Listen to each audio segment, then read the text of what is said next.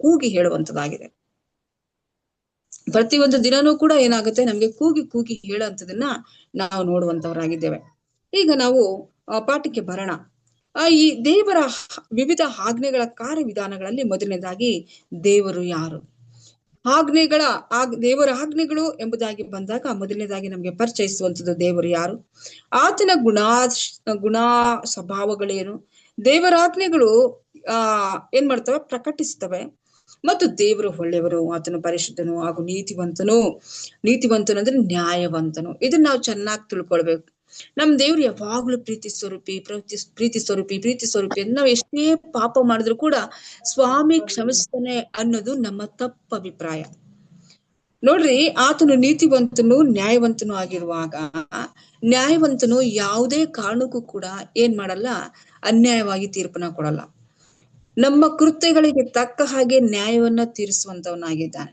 ಅದರಿಂದ ನಮ್ಮ ದೇವರು ಪ್ರೀತಿ ಸ್ವರೂಪಿ ಅನ್ನೋದನ್ನ ನಾವು ಮನಸ್ಸಿಂದ ಯಾವಾಗ ನಾವು ಪ್ರೀತಿ ಸ್ವರೂಪಿ ಅನ್ಕೊಳ್ಬೇಕು ಅಂದ್ರೆ, ನಾವು ಆತನ ಆಜ್ಞೆಗಳನ್ನ ಕೈಗೊಂಡು ನಡೆಯುವಾಗ ಆತ ನಮ್ಗೆ ಪ್ರೀತಿ ಸ್ವರೂಪಿ ಆಗಿರ್ತಾನೆ, ನ್ಯಾಯವಂತನಾಗಿರ್ತಾನೆ. ಯಾವಾಗ ಆತನ ಆಜ್ಞೆಗಳನ್ನ ನಾವು ಕೈಗೊಂಡು ನಡೆಯೋದಿಲ್ವೋ ಆಗ ಆತನ ನ್ಯಾಯವಂತನಾಗಿ ತನ್ನ ಒಂದು ದೈವಾಸ್ತ್ರದಿಂದ ನಮ್ಮನ್ನ ದಂಡಿಸುವಂತವನಾಗಿದ್ದಾನೆ. ಅದೇ ರೀತಿಯಾಗಿ ಧರ್ಮಶಾಸ್ತ್ರವು ಪರಿಶುದ್ಧವು, ಮಾನ್ಯವು, ನ್ಯಾಯವೂ ಹಿತಕರವೂ ಆಗಿದೆ ಎಂಬುದಾಗಿ ಪೌಲನ್ ಏನ್ ಮಾಡ್ತಾನೆ ನಮ್ಗೆ ತಿಳಿಸುವ ರೋಮಾಪುರದ ಬರೆದ ಪತ್ರಿಕೆ 7ನೇ ಅಧ್ಯಾಯ 12ನೇ ವಚನದಲ್ಲಿ ನಮ್ಗೆ ತಿಳಿಸುವಂತವನಾಗಿದ್ದಾನೆ. ಇಲ್ಲಿ ಸತ್ಯವೇದದಲ್ಲಿ ದೇವರ ಆಜ್ಞೆಗಳು ಬಹಳ ಸಕಾರಾತ್ಮಕವಾಗಿ ತಿಳಿಸಲಾಗಿದೆ. ಬಹಳಷ್ಟು ಸಕಾರಾತ್ಮಕವಾಗಿ, ನಕಾರಾತ್ಮಕವಾಗಿಲ್ಲ, ಪಾಸಿಟಿವ್ ಆಗಿ ತಿಳಿಸಲ್ಪಟ್ಟಿದೆ.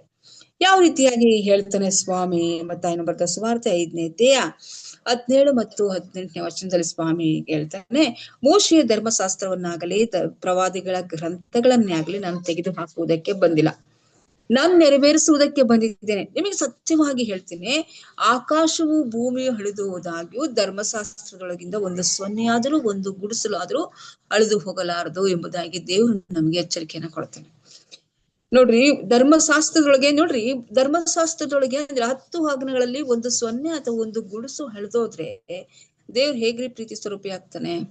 ಖಂಡಿತ ಇಲ್ಲ. ಅದಕ್ಕೆ ಸ್ವಾಮಿ ಹೇಳ್ತಾನೆ, ಒಂದು ಸೊನ್ನೆ ಆದ್ರೂ ಒಂದು ಗುಡಿಸಾದ್ರೂ ಅಳಿದು ಹೋಗೋದಿಲ್ಲ. ಯಾಕೆಂದ್ರೆ ಆ 10 ಆಜ್ಞೆಗಳು ದೇವರ ಗುಣಾತಿಶಯಗಳು ಎಂದಿಗೂ ಕೂಡ ಆತನ ಗುಣಾತಿಶಯಗಳು ಎಂದಿಗೂ ಕೂಡ ಅಳಿದು ಹೋಗೋದಿಲ್ಲ. ಅದು ಯುಗಾಂತರಕ್ಕೂ ನಿತ್ಯಕ್ಕೂ ಇರುವಂತದಾಗಿ. ಅದಕ್ಕೆ ಯೇಸು ಸ್ವಾಮಿ ಹೇಳ್ತಾರೆ, ಧರ್ಮಶಾಸ್ತ್ರವನ್ನ ನೆರವೇರಿಸಲಿಕ್ಕೆ ಬಂದಿದ್ದೇನೆ. ಭೂಮಿ ಆಕಾಶಗಳು ಹರಿದು ಹೋದಾಗೂ ಧರ್ಮಶಾಸ್ತ್ರದೊಳಗಿಂದ ಒಂದು ಸೊನ್ನೆ ಆದ್ರೂ ಒಂದು ಗುಡಿಸಾದ್ರೂ ಹರಿದು ಹೋಗಿರ್ಲಾರ್ದು ಎಂಬುದಾಗಿ ಸ್ವಾಮಿ ಸತ್ಯವಾಗಿ ಹೇಳ್ತೀನಿ ಎಂಬುದಾಗಿ ಹೇಳ್ತಾನೆ. ಅದೇ ರೀತಿಯಾಗಿ ಯೋಹಾನ್ ಬರೆದ ಸುವಾರ್ತೆಯಲ್ಲಿ ಸ್ವಾಮಿ ಹೇಳ್ತಾನೆ, ನೀವು ನನ್ನನ್ನು ಪ್ರೀತಿಸುವವರಾದರೆ ನನ್ನ ಆಜ್ಞೆಗಳನ್ನ ಕೈಗೊಂಡು ನಡೀತೀರಾ. ಅಷ್ಟೇ, ನಾವು ಆತನ ಪ್ರೀತಿಸ್ತೀವಿ ಅನ್ನೋದೇ ಆದ್ರೆ ಆತನ ಆಜ್ಞೆಗಳನ್ನ ನಾವೇನ್ ಮಾಡ್ಬೇಕು, ಕೈಗೊಂಡು ನಡಿಬೇಕು. ಅದಕ್ಕೆ ಸ್ವಾಮಿ ಹೇಳ್ತಾನೆ, ಯಾವತ್ತೂ ಅದು ಹರಿದು ಹೋಗೋದಿಲ್ಲ.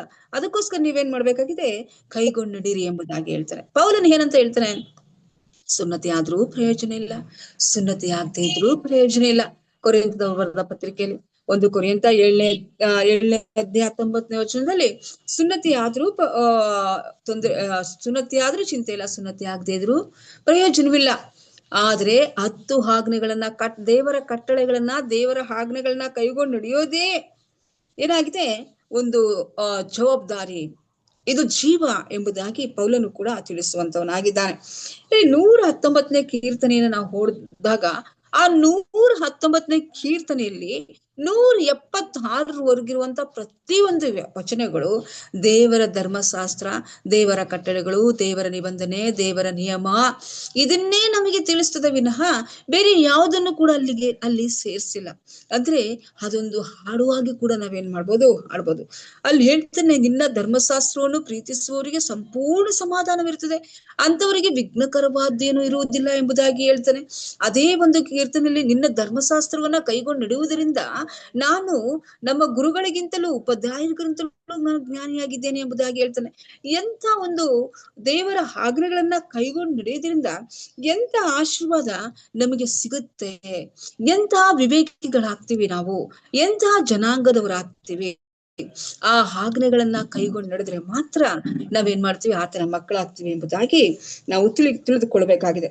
ಅದೇ ಕೀರ್ತನೆ ಅಧ್ಯಾಯದಲ್ಲಿ ಏನಂತ ಹೇಳುತ್ತೆ, ಈ ಮೂರು ದುಷ್ಟರ ಆಲೋಚನೆ ಅಂತ ಹೇಳಿದೆ, ಪಾಪಾತ್ಮರ ಮಾರ್ಗದಲ್ಲಿ ನಿಂತುಕೊಳ್ಳದೆ, ಧರ್ಮ ನಿಂದಕರೊಡನೆ ಕೂತ್ಕೊಳ್ಳದೆ, ಹಗಲಿರುಳು ಯೆಹೋವನ ಧರ್ಮಶಾಸ್ತ್ರವನ್ನು ಅನುಸರಿಸಿ ನಡೆದ ಆನಂದ ಪಡೆದ್ರಲ್ಲ ಅವ್ರೆಷ್ಟೋ ಧನ್ಯರು ಎಂಬುದಾಗಿ. ಯೆಹೋವನ ಧರ್ಮಶಾಸ್ತ್ರ, ಯೆಹೋವನ ಧರ್ಮಶಾಸ್ತ್ರದಲ್ಲಿ ಆನಂದ ಪಡೋದು ಅಂದ್ರೆ ಹೇಗ್ ಆನಂದ ಪಡೋದು?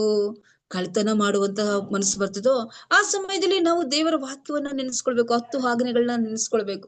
ಸುಳ್ಳು ಹೇಳೋದ್ ಸಮಯ ಬರ್ತದೋ ಅಂತ ಸಮಯದಲ್ಲಿ ದೇವರ ಆಜ್ಞೆಯನ್ನು ನೆನೆಸ್ಕೊಳ್ಬೇಕು, ಸುಳ್ಳು ಹೇಳಬಾರ್ದು ಎಂಬುದಾಗಿ ಬರ್ತದೆ. ವ್ಯಭಿಚಾರ ಮಾಡುವಂತ ಮನಸ್ಸು ಬರ್ತದೆ ಅಂತ ಸಮಯದಲ್ಲಿ ವ್ಯಭಿಚಾರ ಮಾಡಬಾರ್ದು ಎಂಬುದಾಗಿ ನೆನೆಸ್ಕೊಳ್ಬೇಕು. ಯಾವಾಗ ಇದನ್ನೆಲ್ಲ ನೆನೆಸ್ಕೊಂಡು ದೇವರ ವಾಕ್ಯವನ್ನ ಧ್ಯಾನಿಸ್ತಾ ಅದರಿಂದ ನಾವು ಕೆಟ್ಟದ್ರಿಂದ ದೂರ ಆಗಿ ನಾವು ದೇವರ ಆಜ್ಞೆಗಳ ಮುಖಾಂತರವಾಗಿ ನಾವು ರಕ್ಷಿಸಲ್ಪಡ್ತೀವೋ, ನಮ್ಮನ್ನ ನಾವು ರಕ್ಷಿಸ್ಕೊಳ್ತೀವೋ, ಆಗ ತಾನೇ ನಾವು ಅದರಲ್ಲಿ ಆನಂದ ಪಡುವಂತವರಾಗಿದ್ದೇವೆ. ನಾವು ಆನಂದ ಪಡೋದು ಯಾವಾಗ ಅಂದ್ರೆ ಕೆಟ್ಟದನ್ನ ಮಾಡ್ಬಿಟ್ಟು, ಎಲ್ಲಾ ಮೋಸನ ಮಾಡ್ಬಿಟ್ಟು, ಎಲ್ಲಾ ರೀತಿಯಾದಂತ ವಂಚನೆಯನ್ನ ಮಾಡ್ಬಿಟ್ಟು ನಾನ್ ದೇವರಲ್ಲಿ ಆನಂದ ಪಡ್ತೀನಿ ಅಂದ್ರೆ ನಿಜವಾಗ್ಲೂ ನನ್ನ ನಿಮ್ಮ ಮನಸ್ಸುಗಳು ಆನಂದವಾಗಿರ್ತದ? ಇಲ್ಲ. ನಾವು ಯೆಹೋವನಲ್ಲಿ ಆತನ ವಾಕ್ಯದಲ್ಲಿ ಆನಂದ ಪಡ್ಬೇಕು ಅಂತಂದ್ರೆ ನಾವೇನ್ ಮಾಡ್ಬೇಕು? ಆತನ ಆಜ್ಞೆಗಳಿಗೆ ವಿಧೇಯರಾಗಿ ನಡ್ಕೊಂಡಾಗ ಮಾತ್ರ ಇದು ಈ ಮನಸ್ಸು ಏನಾಗುತ್ತೆ? ಆನಂದ ಪಡುತ್ತೆ. ಆಗ ಅದು ತೃಪ್ತಿಯಿಂದ ನನ್ನ ದೇವ್ರನ್ನ ನಾನು ಸ್ತುತಿಸ್ತೀನಿ ಎಂಬುದಾಗಿ ಏನಾಗುತ್ತೆ? ನಾವು ಒಪ್ಕೊಳ್ಳಿಕ್ಕೆ ಅವಕಾಶ ಇರುತ್ತದೆ. ಮತ್ತೆ ಯೆಹೋಶುವನಿಗೆ ಸ್ವಾಮಿ ಏನಂತ ಹೇಳ್ತಾನೆ ಅಂತ ಹೇಳುವಾಗ, ಈ ಧರ್ಮಶಾಸ್ತ್ರದಲ್ಲಿ ಬರುವುದಿರುವುದನ್ನೆಲ್ಲಾ ಹಗಲಿರುಳು ಕೈಗೊಂಡು ನಡೆ. ಯಾವುದೇ ಕಾರಣಕ್ಕೂ ನೀನೇನ್ ಮಾಡ್ಬೇಡ, ಇದನ್ನ ಬಿಟ್ಟು ಹೋಗ್ಬೇಡ. ಇದು ನಿನಗೆ ಜಯವನ್ನ ಕೊಡುತ್ತೆ, ನೀನು ಎಲ್ಲೇ ಹೋದ್ರು ನಿನಗೆ ಇದು ಜಯ ಕೊಡುತ್ತೆ ಎಂಬುದಾಗಿ ದೇವ್ರ ವಾಕ್ಯ ಎಚ್ಚರಿಸುವಂತದ್ದಾಗಿದೆ. ಈಗ ನಿಮ್ಮ ಆಲೋಚನೆಗಳನ್ನ ಸ್ವಲ್ಪ ಸಮುವೇಲನ ಪುಸ್ತಕಕ್ಕೆ ತಿರುಗಿದಾಗ, ಏಲಿ ಮಕ್ಕಳು ಆ ಕಾಲದಲ್ಲಿ ಇದ್ದಂತ ಜನರು ಯೆಹೋವನಿಗೆ ದುಷ್ಟತನವನ್ನ ನಡೆಸಿ ಬಹಳಷ್ಟು ಅಕ್ರಮವಾಗಿ ನಡೀತಾ ಇರ್ತಾರೆ.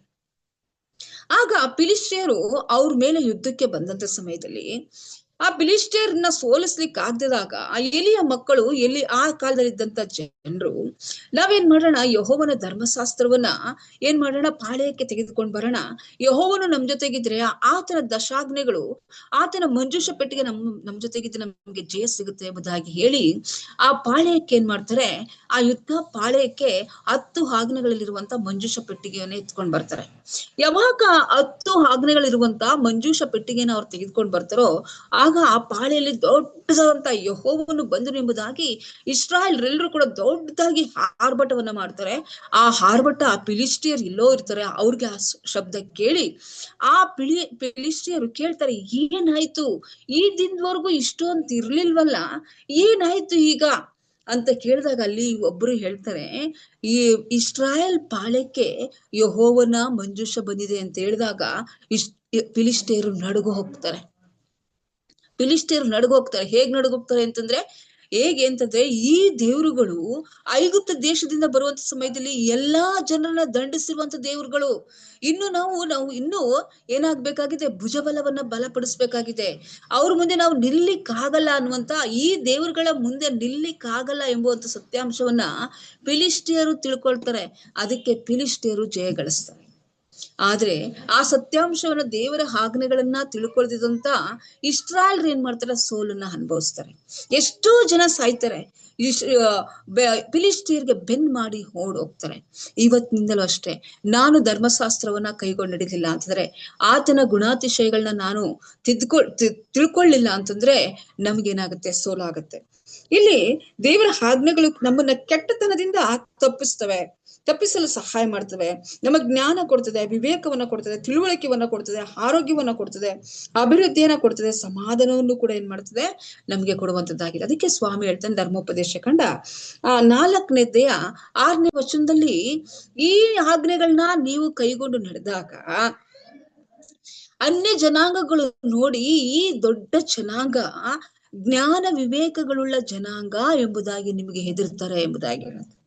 ಯಾವಾಗ ನಾವು ಆಜ್ಞೆಗಳನ್ನ ಕೈಗೊಂಡು ನಡೆದಾಗ. ಯಾಕೆ ಆಜ್ಞೆಗಳನ್ನ ಕೈಗೊಂಡು ನಡೆದಾಗ ನಮ್ಮನ್ನ ನೋಡಿ ಹೆದರ್ತಾರೆ ಅಂತಂದ್ರೆ, ಆಜ್ಞೆಗಳನ್ನ ನಾವು ಕೈಗೊಂಡು ನಡೆಯುವಾಗ ಆತನು ನಮ್ ಜೊತೆಗಿರ್ತಾನೆ, ಸರ್ವಶಕ್ತನಾದಂತ ದೇವ್ರು ನಮ್ ಜೊತೆಗಿರ್ತಾನೆ. ನಾವು ಕೈಗೊಂಡು ನಡೆದ್ರಿಂದಲ್ಲ, ಆತನು ನಮ್ ಜೊತೆಗಿರೋದ್ರಿಂದ, ಆತನ ಆಜ್ಞೆಗಳನ್ನ ನಾವು ಪರಿಪಾಲಿಸಿ ನಡೆದ್ರಿಂದ ದೇವ್ರು ನಮ್ ಜೊತೆಗಿರ್ತಾನೆ. ನಮ್ ಜೊತೆಗಿರೋದ್ ನಿಮಿತ್ತವಾಗಿ ನಮ್ಮೆಲ್ಲಾ ಕಾರ್ಯಗಳನ್ನ ನೋಡಿ ಅನ್ಯ ಜನಾಂಗಗಳು ಏನ್ ಮಾಡ್ತಾರೆ? ನಮಗೆ ನಡುತ್ತಾರೆ ಎಂಬುದಾಗಿ ಸ್ವಾಮಿ ಧರ್ಮೋಪದೇಶ ಕಾಂಡದಲ್ಲಿ ಮೋಶೆಯ ಮುಖಾಂತರವಾಗಿ ನಮ್ಗೆ ಏನ್ ಮಾಡ್ತಾನೆ ತಿಳಿಸುವಂತವನಾಗಿದ್ದಾನೆ. ಈ 10 ಆಜ್ಞೆಗಳು ಜ್ಞಾನಯುಕ್ತಿಯಲ್ಲೂ ಕೂಡ ನಾವು ಅದನ್ನೇ ನೋಡ್ತೇವೆ. 10 ಆಜ್ಞೆಗಳು ಒಂದು ಬೇಲಿಯಂತಿದೆ. ನೋಡ್ರಿ, ಸ್ವಾಮಿ ಒಂದು ಯೆಶಾಯನು ಬರೆದ ಪ್ರವಾದನೆ ಗ್ರಂಥ 5ನೇ ಅಧ್ಯಾಯದಲ್ಲಿ ಒಂದು ವಿಚಾರವನ್ನ ತಿಳಿಸ್ತಾನೆ. ಏನಪ್ಪಾ ಅಂತಂದ್ರೆ, ನನ್ನ ಪ್ರಿಯನಿಗೆ ಒಂದು ದ್ರಾಕ್ಷಿ ತೋಟ ಇತ್ತು. ಅದನ್ನ ನಾನು ದ್ರಾಕ್ಷಿ ತೋಟವನ್ನ ಮಾಡಿ ಅದ್ರ ಸುತ್ತಲೂ ಬೇಲಿಯನ್ನ ಹಾಕ್ತೆ. ಅದ್ರ ಮಧ್ಯದಲ್ಲಿ ನಾನು ಬುರ್ಜನ್ನ ಹಾಕೊಂಡೆ. ನನ್ ಒಳ್ಳೊಳ್ಳೆ ಇದನ್ನ ಕಟ್ಟಿ ಅಲ್ಲೆಗಳನ್ನೆಲ್ಲ ಕಟ್ಟಿ ಒಳ್ಳೆ ರೀತಿಯಾದಂತ ಕಲ್ಲುಗಳನ್ನೆಲ್ಲ ಹಾಯ್ದು ಒಳ್ಳೆ ರೀತಿಯಾಗಿ ನಾನು ಫಲಭರಿತವಾದಂತ ದ್ರಾಕ್ಷಿ ತೋಟವನ್ನ ಮಾಡಿದೆ. ಆದ್ರೆ ನನ್ನ ಜನರು ದುಷ್ಟರಾಗಿರೋದ್ರಿಂದ ಅವರು ನನ್ನ ಮಾತನ್ನ ಕೇಳದೆ ನಿಮಿತ್ತವಾಗಿ ನಾನೇ ಬೇಲಿಯನ್ನ ಕಿತ್ತು ಹಾಕಿದೆ ಅಂತ ಹೇಳ್ತಾನೆ. ನಾವು ಯಾವಾಗ ಆ ದೇವರ ಒಂದು ಆಜ್ಞೆಗಳನ್ನ ನಾವು ಮೀರಿ ಹೋಗ್ತೀವೋ ಆಗ ದೇವ್ರ ಏನ್ ಮಾಡ್ತಾನೆ, ನಮ್ಮ ಕೃಪೆಯನ್ನ ನಮ್ಮಿಂದ ತೆಗೆಯುವಂತವನಾಗಿದ್ದಾನೆ. ಅದು ದೇವರ ಆಜ್ಞೆ ನಮ್ಗೇನಾಗಿದೆ, ಒಂದು ಬೇಲಿ ಅಂತಿದೆ. ಅದನ್ನ ಅನುಸರಿಸಿ ನಡೆದಾಗ ಸುರಕ್ಷತೆ ನೀಡುತ್ತದೆ. ನಮ್ಗೆ ಏನಾಗುತ್ತೆ, ಅದನ್ನ ಅನುಸರಿಸಿ ನಡೆದುವಂತ ಸಮಯದಲ್ಲಿ ಸುರಕ್ಷತೆ ನೀಡುತ್ತದೆ. ಅಲ್ಲದೆ ಒಂದು ಹಿತಿಮಿತಿಯ ರೀತಿಯಲ್ಲೂ ನಮಗೇನಾಗುತ್ತೆ, ಮುಂದೆ ಬರುವಂತದ್ದು ಎಲ್ಲವನ್ನ ಕೂಡ ನಮ್ಗೇನಾಗುತ್ತೆ ತಿಳಿಸ್ತದೆ. ಅಪಾಯಗಳನ್ನು ಎಚ್ಚರಿಸುವಂತದ್ದು ಆಗಿದೆ. ಸಮಸ್ಯೆಗಳನ್ನು ಕ್ಲಿಷ್ಟಕರವಾದಂತ ಪರಿಸ್ಥಿತಿಗಳ ಬಗ್ಗೆ ಮಾತ್ರವಲ್ಲದೆ ಮರಣದ ಬಗ್ಗೆಯೂ ಕೂಡ ನಮ್ಗೆ ಏನ್ ಮಾಡುತ್ತೆ, ಎಚ್ಚರಿಕೆಯನ್ನ ಕೊಡುತ್ತೆ. ಯಾವ ರೀತಿಯಾಗಿ ಎಚ್ಚರಿಕೆ ಕೊಡ್ತಾರೆ? ಯೇಸು ಸ್ವಾಮಿ ಆದಿಕಾಂಡ ಪುಸ್ತಕದಲ್ಲಿ ಆದಾಮನ್ಗೆ ಹೇಳ್ತಾರೆ, ತೋಟದಲ್ಲಿರುವಂತ ಎಲ್ಲಾ ಮರದ ಹಣ್ಣನ್ನ ನೀ ತಿನ್ನು, ಆದ್ರೆ ತೋಟದ ಮಧ್ಯದಲ್ಲಿರುವಂತ ಒಳ್ಳೆಯದರ ಕೆಟ್ಟದರ ಮರದ ಹಣ್ಣನ್ನ ಮಾತನ್ನ ತಿನ್ಬೇಡ. ಅಷ್ಟೇ ಹೇಳಿಲ್ಲ ಸ್ವಾಮಿ, ತಿಂದ ದಿನ ನೀನ್ ಸತ್ತೇ ಹೋಗ್ತೀಯ. ದೇವರ ಮಾತನ್ನ ನಾವು ಯಾವಾಗ ತಿರಸ್ಕರಿಸಿ ನಡಿತೀವೋ ಅವಾಗ ನಮಗ್ ಸಾವು ಬರುತ್ತದೆ ಅನ್ನೋದನ್ನು ಕೂಡ ದೇವ್ರ ಏನ್ ಮಾಡ್ತಾನೆ, ನಮ್ಗೆ ಸ್ಪಷ್ಟವಾಗಿ ತಿಳಿಸುವಂತವನಾಗಿದ್ದಾನೆ. ನೋಡಿ, 103ನೇ ಕೀರ್ತನೆಯನ್ನ ನಾವು ಓದಿದಾಗ 3ನೇ ವಚನದಿಂದ 5ನೇ ವಚನದ ತನಕ ಏನ್ ಹೇಳುತ್ತೆ ಅಂತಂದ್ರೆ, ಆತನು ನಿನ್ನ ಎಲ್ಲಾ ಅಪರಾಧಗಳನ್ನ ಕ್ಷಮಿಸುವನು, ಸಮಸ್ತ ರೋಗವನ್ನ ವಾಸ ಮಾಡುವನು, ನಿನ್ನ ಜೀವವನ್ನು ನಾಶ ತಪ್ಪಿಸುವನು, ಪ್ರೀತಿ ಕೃಪೆಗಳೆಂಬ ಕಿರೀಟದಿಂದ ಶೃಂಗರಿಸುವನು, ಶ್ರೇಷ್ಠ ವರಗಳಿಂದ ಆಸೆಗಳನ್ನ ಪೂರ್ತಿಗೊಳಿಸುತ್ತಾನೆ ಎಂಬುದಾಗಿ ಹೇಳ್ತಾನೆ ದಾವೀದನು ಹೇಳುವಂತವನಾಗಿದ್ದಾನೆ. ಈಗ ಹೇಳ್ತಾ ಇರ್ಬೇಕಾದ್ರೆ ಇಷ್ಟು ಆಶೀರ್ವಾದ ನಮಗ್ ಬರ್ಬೇಕು ಅಂತಂದ್ರೆ ಮೊದಲನೇ ಏನಾಗಿದೆ, ನನ್ನ ಮನವೇ ಯೆಹೋವನನ್ನು ಕೊಂಡಾಡು, ನನ್ನ ಸರ್ವೇಂದ್ರಗಳೇ ಆತನ ಪವಿತ್ರ ನಾಮವನ್ನು ಕೀರ್ತಿಸಿ. ಯಾವಾಗ ಕೀರ್ತಿಸ್ಲಿಕ್ಕಾಗತ್ತೆ? ಆಜ್ಞೆಗಳನ್ನ ಕೈಗೊಳ್ಳದೆ ನಾವು ಯೆಹೋವನ್ನ ಪ್ರೀತಿಸ್ಲಿಕ್ಕಾಗತ್ತಾ? ಆಜ್ಞೆಗಳನ್ನ ಕೈಗೊಳ್ಳದೆ ನಾವು ದೇವರನ್ನ ಕೊಂಡಾಡ್ಲಿಕ್ಕಾಗತ್ತಾ? ಯಾವ ಮನುಷ್ಯ ಆಜ್ಞೆಗಳನ್ನ ಪರಿಪಾಲಿಸ್ದೆ ಈ ಲೋಕದಲ್ಲಿ ಸುಖವಾಗಿದ್ದೇನೆ ಅಂತ ಹೇಳಲಿಕ್ಕೆ ಸಾಧ್ಯ? ಸಮಾಧಾನವಾಗಿದ್ದೀನಿ ನಾನು ಎಂಬುದಾಗಿ ಹೇಳಲಿಕ್ಕೆ ಸಾಧ್ಯ? ಯಾವನು ಕೂಡ ಇಲ್ಲ. ಯಾವನು ಆಜ್ಞೆಗಳನ್ನ ಕೈಗೊಂಡು ಆತನ ಆಜ್ಞೆಗಳ ಅನುಸಾರವಾಗಿ ನಡೆಸ್ತಾನೋ ಅಂತ ಮನಸ್ಸು ಮಾತ್ರ, ಆ ಮನಸ್ಸುಳ್ಳವ್ರು ಮಾತ್ರ ನನ್ನ ಮನವೇ ಯೆಹೋವನನ್ನು ಕೊಂಡಾಡು. ಏನನ್ನ ಕೊಂಡಾಡ್ಬೇಕು? ಯಾವುದನ್ನ ಕೊಂಡಾಡ್ಬೇಕು? ನನಗೆ ಒಳ್ಳೆ ಧರ್ಮಶಾಸ್ತ್ರವನ್ನ ಕೊಟ್ಟಿದ್ದಾನೆ, ಕೆಟ್ಟದ್ರಿಂದ ನನ್ನನ್ನ ದೂರ ಮಾಡಿದ್ದಾನೆ, ಕೆಟ್ಟ ಮಾರ್ಗದಲ್ಲಿ ಹೋಗದೆ ರೀತಿಯಲ್ಲಿ ನನ್ನನ್ನ ಸ್ವಾಮಿ ಸಂರಕ್ಷಿಸ್ಲಿಕ್ಕೆ ನನ್ನ ಸುತ್ತಲೂ ಕೂಡ ಬೇಲಿಯನ್ನ ಹಾಕಿದ್ದಾನೆ. ಅದು 10 ಆಜ್ಞೆಗಳನ್ನ ಬೇಲಿಯನ್ನ ಹಾಕಿರೋದ್ ನಿಮಿತ್ತವಾಗಿ ನನ್ನ ದೇವ್ರನ್ನ ನಾನು ಸ್ತುತಿಸ್ತಾ ಇದ್ದೇನೆ, ನನ್ನ ದೇವ್ರನ್ನ ನಾನು ಕೊಂಡಾಡ್ತಾ ಇದ್ದೇನೆ ಎಂಬುದಾಗಿ ನಾವು ತಿಳ್ಕೊಳ್ಬೇಕು. ನಮ್ಗಿರುವಂತ ಕೆಲಸ ಯಾವುದ್ರ ಮುಖಾಂತರ ನಮ್ಗೆ ರಕ್ಷಣೆ ಸಿಗ್ತಾ ಇಲ್ಲ. ದೇವರು ಕೊಟ್ಟಿರುವಂತ 10 ಆಜ್ಞೆಗಳನ್ನ ನಾವು ಮನಸ್ಸಲ್ಲಿ ಇಟ್ಕೊಂಡು ಅದರಂತೆ ನಾವು ನಡ್ಕೊಂಡು ಹೋಗೋದ್ರಿಂದ ಏನಾಗ್ತಾ ಇದೆ ಅಂತಂದ್ರೆ ನಮಗೆ ರಕ್ಷಣೆ ಅನ್ನೋದು ಸಿಕ್ಕುವಂತದ್ದಾಗಿದೆ. ಮತ್ತೆ ನೋಡುವಂತ ಸಮಯದಲ್ಲಿ 10 ಆಜ್ಞೆಗಳು ನಮ್ಮನ್ನು ಕಾಯುವಂತ ಹಾಳಿನಂತಿದೆ ಎಂಬುದಾಗಿ ದೇವರು ಧರ್ಮಶಾಸ್ತ್ರ ನಮ್ಗೆ ಎಚ್ಚರಿಸುವಂತಾಗಿದೆ. ಇಬ್ರಿಯರು ಬರೆದ ಪತ್ರಿಕೆಯಲ್ಲಿ ಹೇಳ್ತಾನೆ, ನಮ್ಮನ್ನ 10 ಆಜ್ಞೆಗಳು ನಮ್ಮನ್ನ ಕಾಯುವಂತ ಹಾಳಿನಂತಿದೆ ಎಂಬುದಾಗಿ ಹೇಳ್ತಾನೆ.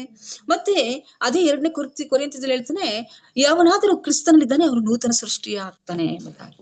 ಯಾವಾಗ ನೂತನ ಸೃಷ್ಟಿ ಆಗ್ತಾನೆ? ಕ್ರಿಸ್ತನಲ್ಲಿದ್ದಾಗ. ಕ್ರಿಸ್ತನಲ್ಲಿರೋದು ಯಾವಾಗ? ನಾವು ಕ್ರಿಸ್ತನಲ್ಲಿರೋದು ಯಾವಾಗ? ಆತನ ಆಜ್ಞೆಗಳನ್ನ ಕೈಗೊಂಡು ಆತನ ಚಿತ್ತಕ್ಕನುಸಾರವಾಗಿ ನಡೆದಾಗ ನಾವೇನ್ ಮಾಡ್ತೀವಿ? ಕ್ರಿಸ್ತನಲ್ಲಿ ನಾವಿರ್ತೀವಿ. ಆಗ ಏನ್ ಮಾಡ್ತೀವಿ? ನಾವು ನೂತನ ಸೃಷ್ಟಿ ಆಗ್ತೀವಿ ಎಂಬುದಾಗಿ ದೇವ್ರ ವಾಕ್ಯ ನಮ್ಗೆ ಸ್ಪಷ್ಟವಾಗಿ ಹೇಳುವಂತದ್ದಾಗಿದೆ. ಮತ್ತೆ ಯಾಕೋಬನು ಬರೆದ ಪತ್ರಿಕೆ 1ನೇ ಅಧ್ಯಾಯ 23ರಿಂದ 25ನೇ ವಚನ ತನಕ ನಮ್ಗೆ ಚೆನ್ನಾಗಿ ಗೊತ್ತಿರುವಂತದ್ದು, ಯಾವನಾದರೂ ವಾಕ್ಯವನ್ನ ಕೇಳಿ ಅದರಂತೆ ನಡೆದ್ರೆ ನಿಜವಾಗ್ಲೂ ಏನಾಗಿದ್ದಾನೆ ಅವನ್ ಧನ್ಯನು. ಒಂದು ಪಕ್ಷ ವಾಕ್ಯವನ್ನ ಕೇಳಿ ಅದರಂತೆ ನಡೀಲಿಲ್ಲ ಅಂತಂದ್ರೆ ಅವನೇನಾಗಿದ್ದಾನೆ ಅಂತಂದ್ರೆ ತನಗ್ ತಾನೇ ಮಾಡ್ಕೊಳ್ಳುವಂತ ಮೋಸ, ಯಾರನ್ನೂ ಮೋಸ ಪಡಿಸ್ಲಿಕ್ಕೆ ಆಗಲ್ಲ. ಇವತ್ತಿನಿಂದಲೇ ನಾನು ವಾಕ್ಯವನ್ನ ಕೇಳ್ತಾ ಇದ್ದೀನಿ, ವಾಕ್ಯವನ್ನ ಹೇಳ್ತಾ ಇದ್ದೀನಿ, ಮತ್ತೊಬ್ಬರಿಗೆ ಸಾರ್ತಾ ಇದ್ದೀನಿ ಎಂಬುದಾಗಿ ಹೇಳುವಾಗ ಮೊದಲು ನಾನು ಆ ವಾಕ್ಯದಂತೆ ನಾನು ನಡ್ಕೊಳ್ತಾ ಇದ್ದೀನಾ? ಇಲ್ಲ ನಡ್ಕೊಳ್ಳಿಲ್ಲ ಅಂತಂದ್ರೆ ನಾನು ಈ ಝೂಮ್ ಮಾಧ್ಯಮದಲ್ಲಿ ಸೇರಿದಿರಲ್ಲ, ನಿಮ್ಮನ್ನ ಯಾರನ್ನೂ ಮೋಸ ಪಡಿಸ್ತಾ ಇಲ್ಲ. ನಿಮಗ್ ನಾನು ಹೇಳ್ತಾ ಇದ್ದೇನೆ, ಆದ್ರೆ ನಿಜವಾಗ್ಲೂ ಮೋಸ ಹೋಗ್ತಾ ಇರೋಳು ನಾನು. ಯಾಕೆಂದ್ರೆ ನಾನು ಅದ್ರ ಪ್ರಕಾರ ನಡ್ಕೊಳ್ತಾ ಇಲ್ಲ. ನಡ್ಕೊಳ್ಳಿಲ್ಲ ಅಂತಂದ್ರೆ ನಾನು ಏನಾಗ್ತಾ ಇದ್ದೀನಿ, ನನಗ್ ನಾನೇ ಮೋಸ ಮಾಡ್ಕೊಳ್ತಾ ಇರೋದು ಅಂತ ಒಂದು ವಿಚಾರವಾಗಿದೆ. ನನ್ನ ಕೈಯಾರ ನಾನೇ ಏನ್ ಮಾಡ್ತಾ ಇದ್ದೀನಿ, ದೇವರ ಗುಣಾತಿಶಯಗಳನ್ನ ತೆಗೆದು ಹಾಕಿ ಪರಲೋಕ ರಾಜ್ಯಕ್ಕೆ ನಾನು ಹನ್ನೆಳಾಗಿ ನಾನು ಈ ಲೋಕದಲ್ಲಿ ಏನಾಗಿದ್ದೀನಿ, ಪರಕೀಯಳಾಗಿ ನಾನು ಜೀವಿಸುವಂತವಳಾಗಿದ್ದೇನೆ. ಅದಕ್ಕೆ ಇಲ್ಲಿ ಹೇಳ್ತಾರೆ,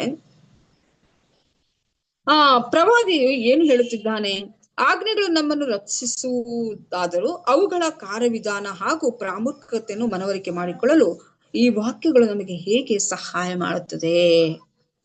ವಾಕ್ಯಗಳು ನಮ್ಮನ್ನ ರಕ್ಷಿಸ್ತವೆ. ಯಾವಾಗ ರಕ್ಷಿಸ್ತವೆ? ನಾವು ಅದರಂತೆ ನಡ್ಕೊಂಡಾಗ ಮಾತ್ರ ನಮಗೆ ರಕ್ಷಣೆ ಸಿಗುತ್ತೆ. ನೋಡೋಣ, ಒಂದು ಕನ್ನಡಿಯನ್ನ ನಮ್ಮ ಮುಖದ ಮುಂದೆ ಇಟ್ಟು ನಮ್ಮ ಮುಖದಲ್ಲಿರುವಂತ ಕಪ್ಪನ್ನ ಆ ಕನ್ನಡಿ ನಮಗ್ ತೋರಿಸ್ತದ ವಿನಃ ಆ ಕನ್ನಡಿನೇ ಬಂದು ಕೈ ಹಾಕಿ ನಮ್ಮ ಕಪ್ಪದ ಕಲೆಯನ್ನ ಏನ್ ಮಾಡೋದಿಲ್ಲ, ಅದು ಒರೆಸಲ್ಲ. ನಮ್ಮ ಸಮಸ್ಯೆಗಳು, ನಮ್ಮ ತೊಂದರೆಗಳು, ನಮ್ಮ ಪಾಪಗಳು, ನಮ್ಮ ಎಲ್ಲಾ ರೀತಿಯಾದಂತ ದುಷ್ಟ ಕಾರ್ಯಗಳನ್ನ ಈ 10 ಆಜ್ಞೆಗಳು ಎತ್ತಿ ತೋರಿಸುವಂತ ಏನಾಗಿದೆ, ಕನ್ನಡಿ ಅಂತಿದೆ. ಈಗ ನನ್ಗೆ ಯಾವಾಗ 10 ಆಜ್ಞೆಗಳು ನನ್ನನ್ನ ಪಾಪಿ, ನೀನು ದ್ರೋಹಿ, ನೀನು ವಂಚನೆ ಮಾಡುವಂತ, ನೀನು ಮೋಸಗಾತಿ ಎಂಬುದಾಗಿ ಯಾವಾಗ ನನಗೆ 10 ಆಜ್ಞೆಗಳು ಬೇಕಾಗುತ್ತೋ ಅಂತ ಸಮಯದಲ್ಲಿ ನನಗೊಬ್ಬ ರಕ್ಷಕನು ಬೇಕಾಗಿದ್ದಾನೆ. ನನಗೆ ತಪ್ಪು, ನಾನ್ ಮಾಡ್ತಾ ಇರೋ ತಪ್ಪು, ನಾನು ಅಪರಾಧವನ್ನ ಮಾಡಿದ್ದೇನೆ, ದೇವರ ಆಜ್ಞೆಗಳನ್ನ ಮೀರಿದ್ದೀನಿ, ದೇವರ ಆಜ್ಞೆ ನನ್ನನ್ನು ರಕ್ಷಿಸ್ಲಿಕ್ಕಾಗಲ್ಲ ಎಂಬುದಾಗಿ ನಮಗ್ ತಿಳಿದು ಬಂದಾಗ ಅವಾಗ ತಾನೇ ನಮ್ಗೆ ದೇವರ ಆಜ್ಞೆಗಳು ನಮ್ಮ ಗುಣಾತಿಶಯಗಳನ್ನ ನಮಗೆ ಪರಿಚಯ ಮಾಡಿದಾಗ ನಮ್ಗೆ ಒಬ್ಬ ರಕ್ಷಕನ ಅಗತ್ಯ ಇದೆ ಎಂಬುದಾಗಿ ತಿಳಿದು ದೇವರ ಆಜ್ಞೆಗಳು ನಮ್ಮನ್ನ, ಈಗೋ ನಿನಗಾಗಿ ಪ್ರಾಣ ಕೊಟ್ಟಂತ ಯೇಸು ಕ್ರಿಸ್ತನಿದ್ದಾನೆ, ಆತನ ಕಡೆ ಹೋಗು, ಆತ ನಿನ್ನ ರಕ್ಷಿಸುವಂತವನಾಗಿದ್ದಾನೆ ಎಂಬುದಾಗಿ 10 ಆಜ್ಞೆಗಳು ನಮ್ಗೆ ಏನ್ ಮಾಡುತ್ತೆ, ಕ್ರಿಸ್ತನೆಡೆಗೆ ನಮ್ಮನ್ನ ನಡೆಸುವಂತದ್ದಾಗಿದೆ. ಅದಕ್ಕೆ ನಾವು ಮೊದಲನೇದಾಗಿ ಪಾಪ ಅಂದ್ರೆ ಏನು ಎಂಬುದಾಗಿ ನಾವು ತಿಳ್ಕೊಳ್ಬೇಕು. 2 ಯೋಹಾನದಲ್ಲಿ 1 ಯೋಹಾನ 2ನೇ ವಚನದಲ್ಲಿ ಸ್ವಾಮಿ ಯೋಹಾನ್ ಚೆನ್ನಾಗಿ ಹೇಳ್ತಾನೆ. ಕನ್ನಡ ಒಂದು ಸತ್ಯವೇದ್ಯಲ್ಲ ತಪ್ಪಾಗಿದೆ, ಇಂಗ್ಲಿಷ್ ಅಲ್ಲಿ ಚೆನ್ನಾಗಿದೆ. ಅಧರ್ಮ ಮಾಡೋದೇ ಪಾಪ ಅಂತ ಕನ್ನಡ ಸತ್ಯವೇದ್ಯಲ್ಲಿದೆ. ಆದ್ರೆ ಇಂಗ್ಲಿಷ್ ಸತ್ಯವೇದ್ಯದಲ್ಲಿ ಹೇಗಿದೆ ಅಂತಂದ್ರೆ ಆಜ್ಞೆಗಳನ್ನ ಮೀರೋದೇ ಪಾಪ ಅಂತ. ಆಜ್ಞೆಗಳನ್ನ ಮೀರೋದೇ ಪಾಪ ಎಂಬುದಾಗಿ. ಯಾರು ಆಜ್ಞೆಗಳನ್ನ ಮೀರ್ತಾರೋ ಅವರು ಪಾಪಿಗಳಾಗಿರ್ತೇವೆ. ಈಗ ಪಾಪಿಗಳಾದಂತ ನಾವು ಆಜ್ಞೆಗಳನ್ನ ಮೀರಿರೋದ್ರಿಂದ ನಮ್ಗೆ ಇವಾಗ ಏನಾಗಿದೆ, ಒಬ್ಬ ರಕ್ಷಕನ ಅಗತ್ಯವಾಗಿದ್ದಾನೆ. ಎಲ್ಲಾ ಆಜ್ಞೆಗಳನ್ನ ಕೈಗೊಂಡು ಎಲ್ಲಕ್ಕೂ ವಿಧೇಯನಾಗಿ ಎಲ್ಲವನ್ನ ಪರಿಪಾಲಿಸಿ ನಡೆದಂತ ಯಜ್ಞದ ಕುರಿಯಾದಾತನಾದ ಯೇಸು ಕ್ರಿಸ್ತನು ನಮಗೆ ಅಗತ್ಯವಾಗಿ ಬೇಕಾಗಿದ್ದಾನೆ. ನಮ್ಮನ್ನ ಆಜ್ಞೆಗಳು ಎಂದೂ ಕೂಡ ನಮ್ಮನ್ನ ಶುದ್ಧಗೊಳಿಸ್ಲಿಕ್ಕಾಗಲ್ಲ. ಆಜ್ಞೆಗಳು ಎಂದಿಗೂ ಕೂಡ ನಮ್ಮನ್ನ ಪರಲೋಕ ರಾಜ್ಯಕ್ಕೆ ಸೇರಿಸ್ಲಿಕ್ಕಾಗಲ್ಲ. ಆಜ್ಞೆಗಳು ಎಂದೂ ಕೂಡ ನಮ್ಮನ್ನ ಕ್ಷಮಿಸ್ಲಿಕ್ಕಾಗಲ್ಲ. ಆಜ್ಞೆಗಳು ಎಂದಿಗೂ ಕೂಡ ನಮ್ಮನ್ನ ಶುದ್ಧ ಮಾಡ್ಲಿಕ್ಕಾಗಲ್ಲ, ಆದ್ರೆ ರಕ್ಷಣೆ ಕೊಡ್ಲಿಕ್ಕಾಗಲ್ಲ. ಆದ್ರೆ ಆಜ್ಞೆಗಳು ನಮ್ಮ ತಪ್ಪನ್ನ ನಮಗೆ ತೋರಿಸುವಂತದ್ದಾಗಿದೆ. ಆಜ್ಞೆಗಳು ನಮ್ಮ ತಪ್ಪುಗಳನ್ನ ನಮಗ್ ತೋರಿಸ್ಕೊಡೋದ್ರ ನಿಮಿತ್ತವಾಗಿ ಏನ್ ಮಾಡ್ಬೇಕಾಗಿದೆ, ನಮ್ಮ ತಪ್ಪನ್ನ ನಾವು ಅರ್ಥಕೊಂಡಾಗ ಆಜ್ಞೆಗಳು ನನ್ನ ಹೃದಯದಲ್ಲಿ ಕೆಲಸ ಮಾಡ್ತಾ ಇರ್ಬೇಕಾದ್ರೆ ನನ್ನ ಹೃದಯ ಹುರಿಲಿಕ್ಕೆ ಸ್ಟಾರ್ಟ್ ಆಗುತ್ತೆ. ದಗದಗ ಅಂತ ಬೆಂಕಿ ಎತ್ಕೊಳ್ತಾ, ಅಯ್ಯೋ ನಾನು ಇಂಥ ಪಾಪಿ ಆಗಿದ್ದೀನಲ್ಲ, ಈ ಪಾಪದಿಂದ ನನ್ನನ್ನ ಬಿಡಿಸೋರು ಯಾರು ಎಂಬುದಾಗಿ ಹೇಳುವಾಗ ಏಸು ಕ್ರಿಸ್ತನ ಕಡೆಗೆ ಆಜ್ಞೆಗಳೇನಾಗುತ್ತೆ, ನಮ್ಮನ್ನ ನಡೆಸ್ತದೆ. ಹೋಗು, ಈಗೋ ನಿನಗೊಬ್ಬ ಸತ್ತು ಪುನರುತ್ಥಾನವಾಗಿ ಎದ್ದಿರುವಂತ ಒಬ್ಬ ರಕ್ಷಕನಿದ್ದಾನೆ, ಆತನ ಕಡೆಗೆ ನೀನು ಹೋಗು ಎಂಬುದಾಗಿ ದೇವರ ವಾಕ್ಯ ನಮ್ಗೆ ಏನ್ ಮಾಡ್ತದೆ, ಬೋಧಿಸುವಂತದಾಗಿದೆ. ಮತ್ತೆ ನೋಡೋಣ, ಈ 10 ಆಜ್ಞೆಗಳನ್ನ ಕೈಗೊಳ್ಳುವುದಾಗಲಿ ಇರುವ ಕ್ರಿಯೆಗಳ ಮುಖಾಂತರವಾಗಲಿ ನಾವು ಎಂದಿಗೂ ರಕ್ಷಣೆಯನ್ನ ಹೊಂದಲಿಕ್ಕೆ ಸಾಧ್ಯವಿಲ್ಲ. ನಾವು ನಂಬಿಕೆಯ ಮೂಲಕ ಏನ್ ಮಾಡ್ಬೇಕು, ಕೃಪೆಯಿಂದಲೇ ರಕ್ಷಣೆ ಹೊಂದಿದವರಾಗಿದ್ದೇವೆ. ನಂಬಿಕೆ ಇಡಬೇಕು. ನಂಬಿಕೆ, ನೀತಿವಂತನು ನಂಬಿಕೆಯಿಂದಲೇ. ಒಂದು ವಾಕ್ಯ ಇದೆ, ರೋಮಾಪುರದ ಬರೆದ ಪತ್ರಿಕೆಯಲ್ಲಿ ನೋಡೋಣ,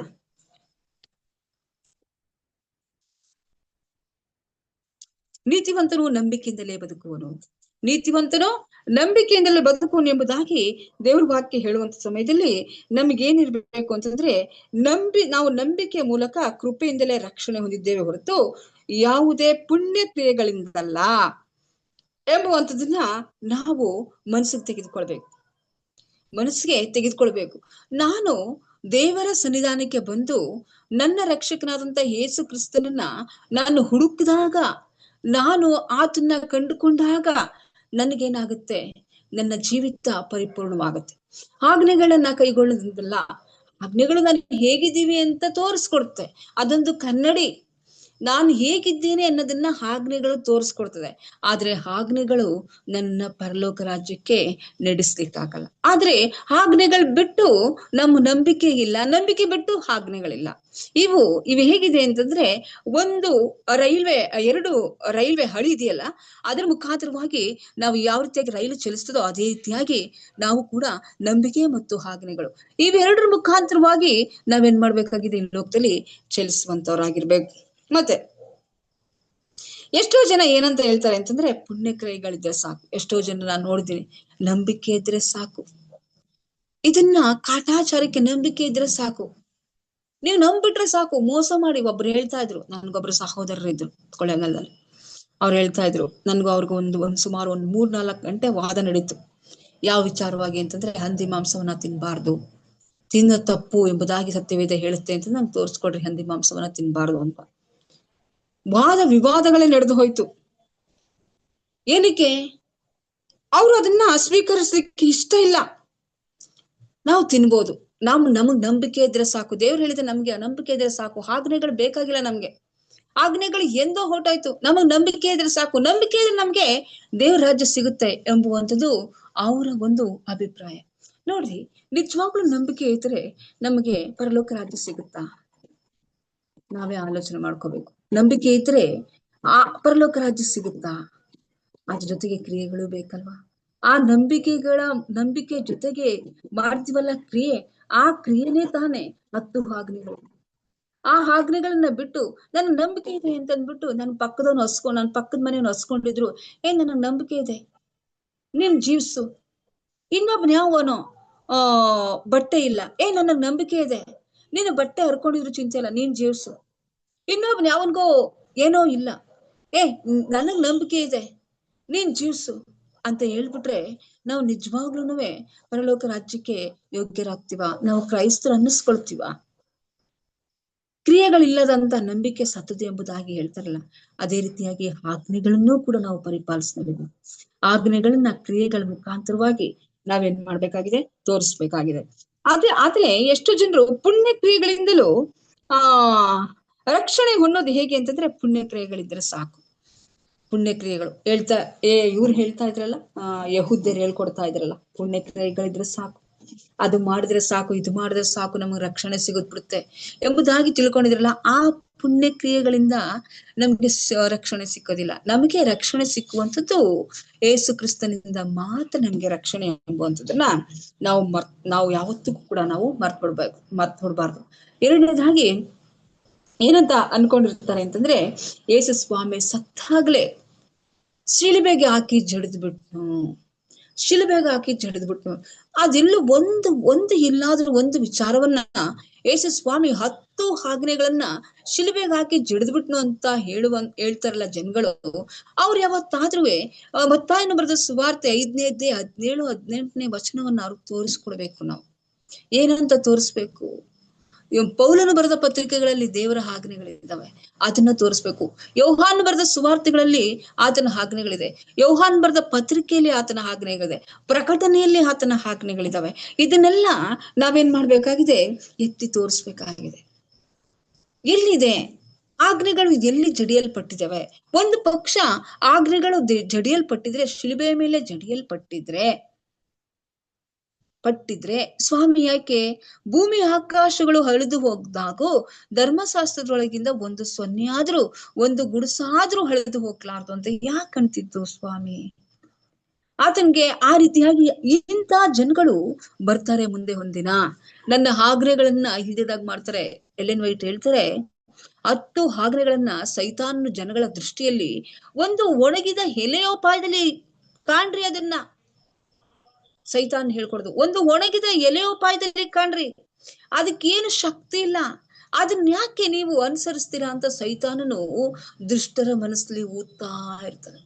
ಅಂತವ್ರು ಮಾತ್ರ ದೇವರ ಆಜ್ಞೆಗಳಿಗೆ ವಿಧೇಯರಾಗಲ್ಲ. ಪರಲೋಕ ರಾಜ್ಯದಲ್ಲೂ ಅವನು ಅದನ್ನೇ ಮಾಡುದು, ಈ ಲೋಕದಲ್ಲೂ ಅದನ್ನೇ ಮಾಡ್ತಾನೆ. ಒಂದ್ ಪಕ್ಷ ನಾವು ಅಂತವ್ರ ಜೊತೆ ಸೇರ್ಕೊಂಡ್ರೆ ನಾವು ಆ ಮಾತಿಗೆ ಕಿವಿಗೊಡ್ಬೇಕಾಗತ್ತೆ. ಅದ್ರಿಂದ ನಾವೇನ್ ಮಾಡ್ಬೇಕಾಗಿದೆ, ಯುಗ ಯುಗಕ್ಕೂ ಇರುವಂತ ಧರ್ಮಶಾಸ್ತ್ರವನ್ನ ನಾವು ಪ್ರೀತಿಸ್ಬೇಕು. ಮತ್ತೆ ಅದು ಯಾವತ್ತೂ ಕೂಡ ಏನಾಗೋದಿಲ್ಲ, ಶಿಲುಬೆಗೆ ಜಡಿಯಲ್ಪಟ್ಟಿಲ್ಲ. ಯಾವುದು ಶಿಲುಬೆಗೆ ಜಡಿಯಲ್ಪಡ್ತು ನೋಡೋಣ. ಕೊಲೆಸ್ತವರು ಬರೆದ ಪತ್ರಿಕೆ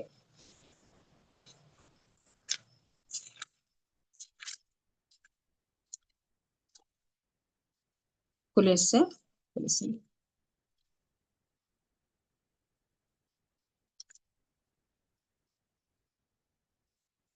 ನೋಡ್ರಿ, 2ನೇ ಅಧ್ಯಾಯ 15ನೇ ವಚನ. ಆತನು ದೊರೆತನಗಳನ್ನು ಅಧಿಕಾರಗಳನ್ನು ನಿರಾಯುಧರನ್ನಾಗಿ ಮಾಡಿ ಜಯೋತ್ಸವ ಮಾಡುತ್ತಾನೆ ಎಂಬಂತೆ ಶಿಲುಬೆಯ ಮೇಲೆ ಅವುಗಳನ್ನು ಜಡಿಯಲ್ಪಟ್ಟವನಾಗಿ ಮೆರೆಸುತ್ತಾ ತೋರಿಸಿದನು ಎಂಬುದಾಗಿ. ಯಾವುದನ್ನ ಅಧಿಕಾರಿಗಳನ್ನ ನಮ್ಮ ಮೇಲೆ ವಿಧಿಸಿತಲ್ಲ, ವಿಧಿ. ಯಾವ ವಿಧಿ ಇತ್ತು? ನಮಗೆ ದೇವ್ರು ಏನ್ ಮಾಡಿದ್ನು, ಅದನ್ನ ತಿನ್ಬೇಡ್ರಿ, ಆ ತಿಂದಿನ ನೀವು ಸಾಯ್ತೀರಾ ಅಂತ ಹೇಳಿದ್ನು.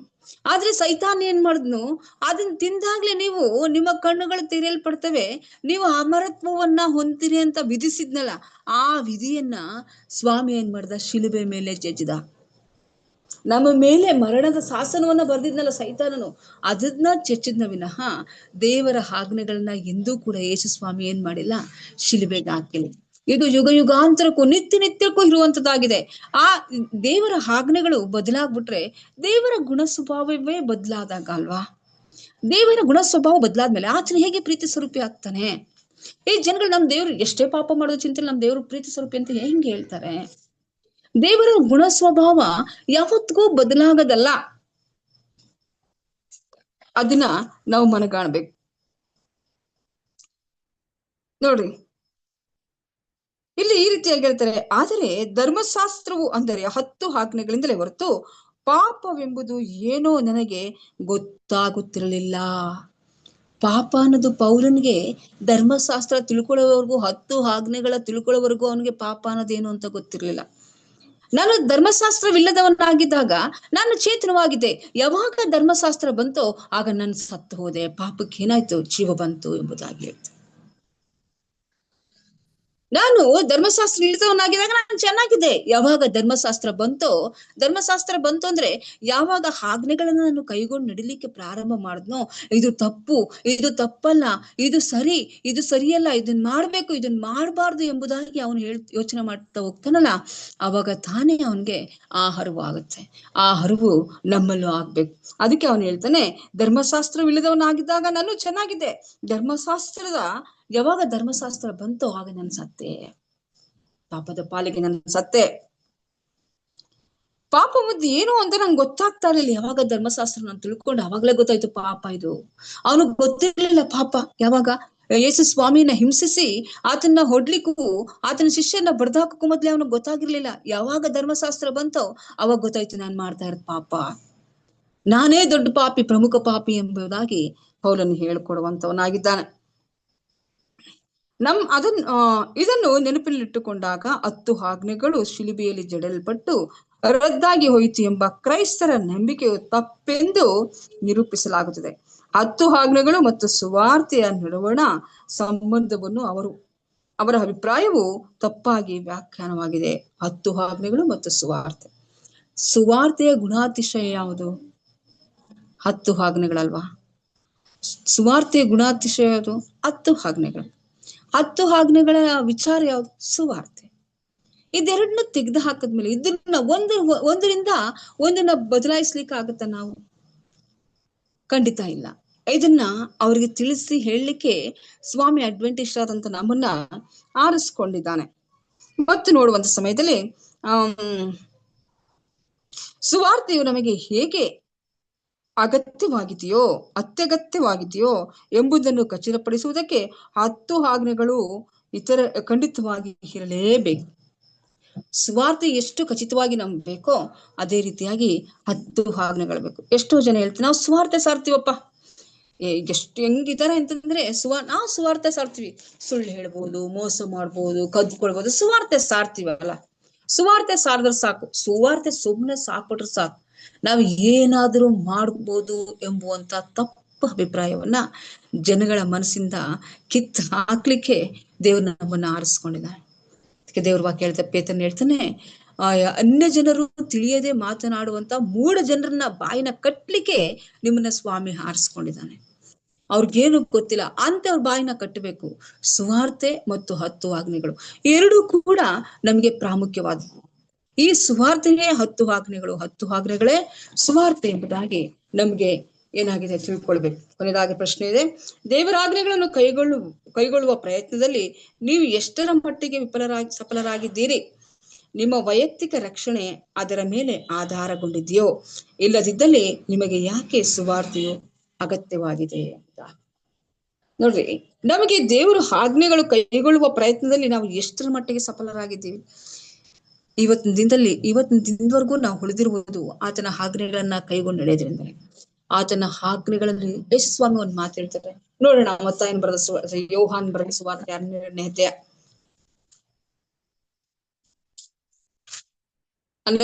50ನೇ ವಚನ. ಆತನ ಆಜ್ಞೆ ನಿತ್ಯ ಜೀವವಾಗಿದೆ ಎಂದು ಬಲ್ಲೆನು, ಆದ್ದರಿಂದ ನಾನು ಮಾತನಾಡುವುದೆಲ್ಲ ತಂದೆ ನನಗೆ ಹೇಳಿದ ಮೇರೆಗೆ ಮಾತನಾಡುತ್ತೇನೆ ಎಂದನು. ನೋಡ್ರಿ, ದೇವರೇ ಸ್ವಾಮಿ ಸ್ವತಃ ಯೇಸು ಸ್ವಾಮಿನ ಹೇಳ್ತಾನೆ, ಆತನ ಆಜ್ಞೆ ನಿತ್ಯ ಜೀವವಾಗಿದೆ ಎಂಬುದಾಗಿ ನನಗೆ ಗೊತ್ತಿದೆ. ಆತನ ಹೇಳ್ತಾನೆ ಆತನ ಆಜ್ಞೆ ನಿತ್ಯ ಜೀವವನ್ನ ಉಂಟು ಮಾಡುತ್ತೆ. ಯೇಸು ಸ್ವಾಮಿಗೆ ಆ ಆಜ್ಞೆಗಳಷ್ಟು ಪ್ರಾಮುಖ್ಯವಾಗಿದೆ ಅಂತಂದ್ರೆ ಉಳು ಮಾನವರಾದಂತ ನಮ್ಗೆ ಎಷ್ಟು ಅವಶ್ಯಕವಾಗಿದೆ. ಅದರಿಂದ ನಾವು ಏನ್ ಮಾಡ್ಬೇಕಾಗಿದೆ? ದೇವರ ಆಜ್ಞೆಗಳನ್ನ ಕೈಗೊಂಡು ನಡಿಬೇಕು. ದೇವರ ಆಜ್ಞೆಗಳನ್ನ ಕೈಗೊಂಡು ನಡೆಯುವವರು ಜ್ಞಾನಿಗಳಾಗ್ತಾರೆ. ದೇವರ ವಾಕ್ಯವನ್ನ ಕೈಗೊಂಡು ನಡೆಯೋರ್ಗೆ ನೋಡ್ರಿ 19ನೇ ಕೀರ್ತನೆ ನಾವು ಓದೋಣ. 19ನೇ ಕೀರ್ತನೆ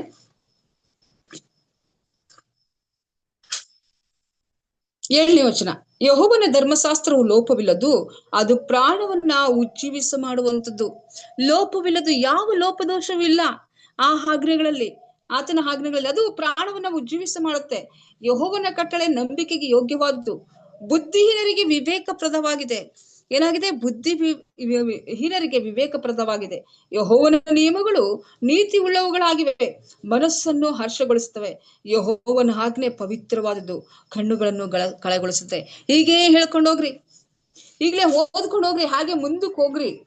ಅದು ಜೇನುತುಪ್ಪಕ್ಕಿಂತಲೂ ಸಿಹಿಯಾಗಿದೆ ಎಂಬುದಾಗಿ ಏನ್ ಮಾಡ್ತಾನೆ ಹೇಳುವಂಥದನ್ನ ನಾವು ನೋಡುವಂತವರಾಗಿದ್ದೇವೆ. ಇಂಥ ಆಜ್ಞೆಗಳು ದೇವರ ಗುಣಾತಿಶಯಗಳು. ದೇವರ ಗುಣಾತಿಶಯಗಳು ನಮ್ಮನ್ನ ಏನ್ ಮಾಡ್ತವೆ? ಉಜ್ಜೀವಿಸಗೊಳಿಸುವಂತದ್ದಾಗಿದೆ. ದೇವರ ಗುಣಾತಿಶಯಗಳು ನಮ್ಮನ್ನ ಪುನರ್ ವಿಮರ್ಶನೆ ಮಾಡುವಂತದ್ದಾಗಿದೆ. ದೇವರ ಗುಣಾತಿಶಯಗಳು ನಮ್ಮನ್ನ ನಿತ್ಯ ಜೀವಕ್ಕೆ ನಡೆಸುವಂತದ್ದಾಗಿದೆ. ಅಂತಹ ಗುಣಾತಿಶಯಗಳನ್ನ ಆದಿಯಲ್ಲೇ ಸ್ವಾಮಿ ಏನ್ ಮಾಡಿದೆ? ನಮಗೆ ಕೊಟ್ಟಿದ್ದಾನೆ. ಅದರಿಂದ ಆ ಆಜ್ಞೆಗಳ ಮುಖಾಂತರವಾಗಿ ನಾವು ಜೀವಿಸುವ. ಯಾವಾಗ ಯೇಸು ಸ್ವಾಮಿಯನ್ನ ನಾವು ಪ್ರೀತಿಸ್ತೀವೋ, ನಾವು ಆತನಲ್ಲಿ ನಾವು ನೆಲೆಗೊಂಡಿರ್ತೀವೋ, ಆವಾಗ ಏನಾಗುತ್ತೆ? ಯೇಸು ಸ್ವಾಮಿ ನಮಗೆ ನಿತ್ಯ ಜೀವವಾಗಿರುತ್ತೆ. ನಿತ್ಯ ಜೀವವನ್ನ ಕೊಡುವಂತ ಯೇಸು ಸ್ವಾಮಿಯ ಗುಣಾತಿಶಯಗಳನ್ನ ಕೈಗೊಂಡು ನಡಿಬೇಕಾದ್ದು ನಮ್ಮ ಒಂದು ಕರ್ತವ್ಯ. ಇವತ್ತಿನಲ್ಲಿ ನಮ್ಗೆ ಮಕ್ಕಳಿದ್ದಾರೆ, ನಾವು ಮಕ್ಕಳನ್ನ ಹುಟ್ಸಿದೀವಿ, ಎತ್ತಿದೀವಿ. ನಮ್ಮ ಮಕ್ಕಳು ನಮ್ಮ ಗುಣಾತಿಶಯಗಳನ್ನ ಕೈಗೊಂಡು ನಡೀಲಿಲ್ಲ ಅಂತಂದ್ರೆ ನಮ್ಗೆ ಎಷ್ಟು ಕೋಪ ಬರ್ತದೆ, ನಮ್ಗೆ ಎಷ್ಟು ನೋವಾಗುತ್ತೆ. ಅಂಥದ್ರಲ್ಲಿ ಸೃಷ್ಟಿಕರ್ತನಾದಂತ ಯೇಸು ಕ್ರಿಸ್ತನು ನಮಗಾಗಿ ಪ್ರಾಣ ಕೊಟ್ಟಿದ್ದಾನೆ. ನಮಗಾಗಿ ಪ್ರಾಣ ಕೊಟ್ಟಾತನ ಗುಣಾತಿಶಯಗಳನ್ನ ನಾವು ಸರಿಯಾದ ರೀತಿಯಲ್ಲಿ ಕೈಗೊಂಡು ನಡೆದಿಲ್ಲ ಅಂತಂದ್ರೆ ನಾವ್ ಹೇಗೆ ನಿತ್ಯ ಜೀವವನ್ನ ಪಡ್ಕೊಳ್ಳಿಕ್ ಸಾಧ್ಯ? ನಮಗ್ ನಿತ್ಯ ಜೀವ ಸಿಗುತ್ತೆ, ಪರಲೋಕ ರಾಜ್ಯ ಸಿಗುತ್ತೆ ಅಂತ ಅನ್ಕೊಳ್ಳೋದು ಹೇಗೆ? ಇದನ್ನ ನಾವು ಆಲೋಚನೆ ಮಾಡ್ಬೇಕು. ನಮಗೆ ದೇವರ ಆಜ್ಞೆ ನಮಗ್ ಬೇಕು. ಅದಕ್ಕೆ ದೇವ್ರ ವಾಕ್ಯ ಹೇಳುತ್ತೆ, ನಿನ್ನ ವಾಕ್ಯವು ನನ್ನ ಕಾಲಿಗೆ ದೀಪವು, ನನ್ನ ದಾರಿಗೆ ಬೆಳಕೂ ಆಗಿದೆ ಎಂಬುದಾಗಿ. ಈ ಬೇಕಾದಷ್ಟು ಹೇಳುತ್ತೆ. ನಿನ್ನ ವಾಕ್ಯವು, ನಾನು ನಿನ್ನ ಆಜ್ಞೆಗಳನ್ನ ನಿಧಿಯಂತೆ ಕಾಪಾಡ್ಕೊಂಡಿದ್ದೇನೆ. ಸರ್ ಒಂದು ಹಾಡು ಹೇಳಿದ್ರು, ಬೆಳ್ಳಿ ಚಿನ್ನ ಮುತ್ತು ರತ್ನಗಳಿಗಿಂತಲೂ ಅಮೂಲ್ಯವಾದದ್ದು. ಬೆಳ್ಳಿ ಚಿನ್ನ ರತ್ನಗಳೆಲ್ಲ ಅವತ್ತಿನ ದಿನಕ್ಕೆ ನಮ್ಗೆ ಏನು ಮಾಡಕ್ಕಾಗಲ್ಲ. ದೇವ್ರ ವಾಕ್ಯ ಹೇಳುತ್ತೆ ಏನಂತ? ಧರ್ಮವು ಮರಣ ವಿಮೋಚಕ ಅಂತ ಹೇಳುತ್ತೆ. ಧರ್ಮವು ಮರಣ ವಿಮೋಚಕ ಅಂತ ಹೇಳುತ್ತೆ. ನಾವು ಧರ್ಮ ಅಂದ್ರೆ 10 ಆಜ್ಞೆಗಳನ್ನ ನಾವು ಕೈಗೊಂಡು ನಡೆದ್ರೆ ನಮ್ಗೆ ಮರಣ ವಿಮೋಚನೆ ಸಿಗುತ್ತೆ. ಕ್ರಿಸ್ತನ 2ನೇ ಬರುಣದಲ್ಲಿ ನಾವು ನೀತಿವಂತರಾಗಿ ಪರಲೋಕ ರಾಜ್ಯಕ್ಕೆ ಹೋಗ್ತೀವಿ. ಅದಕ್ಕೋಸ್ಕರ ಈ ಆಜ್ಞೆಗಳನ್ನ ನಾವು ಕೈಗೊಂಡು ನಡಿಲೇಬೇಕು. ಇದು ಅವ್ರು ಕೈಗೊಂಡು ನಡೀತಾ ಇದಾರೆ, ಇವ್ ಕೈಗೊಂಡು ನಡೀತಾ ಇದಾರೆ. ನಾವ್ ಆಗನ್ನಕ್ಕೆ ಅವಕಾಶನೇ ಇಲ್ಲ. ದಯವಿಟ್ಟು ಯಾರು ಹಂಗ್ ಮಾತಾಡಕ್ ಹೋಗ್ಬೇಡ್ರಿ. ಅವ್ರು ನಡೀತಾರೆ, ಇವ್ರು ನಡೀತಾರೆ. ಇದು ನನ್ನ ವೈಯಕ್ತಿಕ. ನನಗ್ ನಿತ್ಯ ಜೀವ ಬೇಕಾ, ನಾನ್ ನಡಿಬೇಕು ಅಷ್ಟೇ, ಬೇರೆ ಯಾರು ಅಲ್ಲ. ನನಗ್ ನಿತ್ಯ ಜೀವ ಬೇಕಾ, ನಾನ್ ನಡಿಬೇಕು. ಒಂದ್ ಪಕ್ಷ ನಿತ್ಯ ಜೀವಕ್ಕೆ ನಾವು ಅರ್ಹರಾಗ್ಲಿಲ್ಲ ಅಂತಂದ್ರೆ ಏನ್ ಹೇಳುತ್ತೆ ಎಂಬುದಾಗಿ ಕೊನೆಯದಾಗಿ ಯೆಶಾಯನು ಬರೆದ ಪ್ರವಾದನೆ ಗ್ರಂಥಕ್ಕೆ ಓದ್ಬಿಟ್ಟು ನಾನು ಮುಗಿಸ್ತೇನೆ. ಯೆಶಾಯನು ಬರೆದ ಪ್ರವಾದನೆ ಗ್ರಂಥ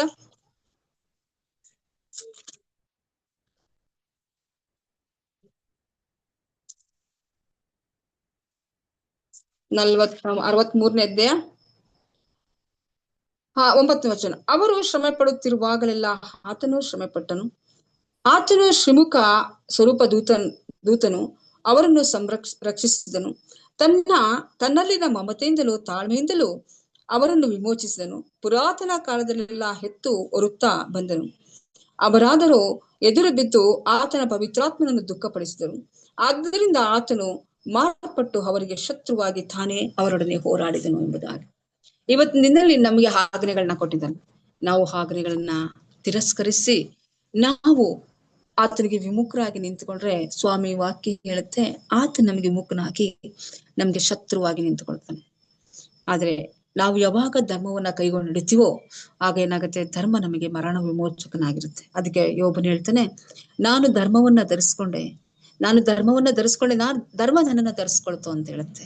ನಾವು ಹೇಳ್ಬೇಕಾದ್ದು ಈ ಮಾತು ಯೋಬನ ರೀತಿಯಲ್ಲಿ, ನಾನು ಧರ್ಮವನ್ನ ಧರಿಸ್ಕೊಳ್ತೀನಿ, ಧರ್ಮವು ನನ್ನನ್ನ ಧರಿಸ್ಕೊಳ್ತೆ ಅಂದಾಗ, ದೇವರ ಆಜ್ಞೆಗಳನ್ನ ನಾನು ಧರಿಸ್ಕೊಂಡಾಗ ದೇವರ ಗುಣಾತಿಶಯಗಳನ್ನ ನನ್ನ ನಡೆಸ್ತಾ ಹೋಗ್ತವೆ ಎಂಬುದಾಗಿ ಹೇಳ್ತಾ ಈ ವಾಕ್ಯಗಳನ್ನ ನಾನು ಮುಗಿಸುವಂತವಳಾಗಿದ್ದೀನಿ. ದೇವರು ನಮ್ಮೆಲ್ಲರನ್ನು ಆಶೀರ್ವದಿಸ್ಲಿ. ಆಮೇಲೆ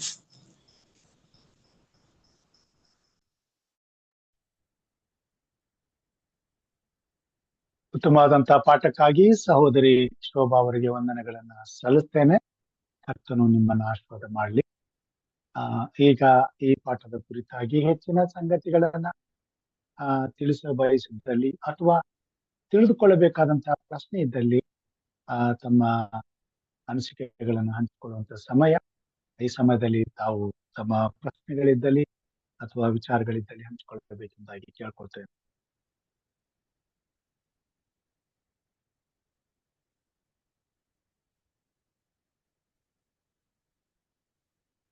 ಇಲ್ಲವಾದರೆ ಪ್ರಾರ್ಥನೆ ವಿಜ್ಞಾಪನೆಗಳಿಗೆ ಹೋಗೋಣ.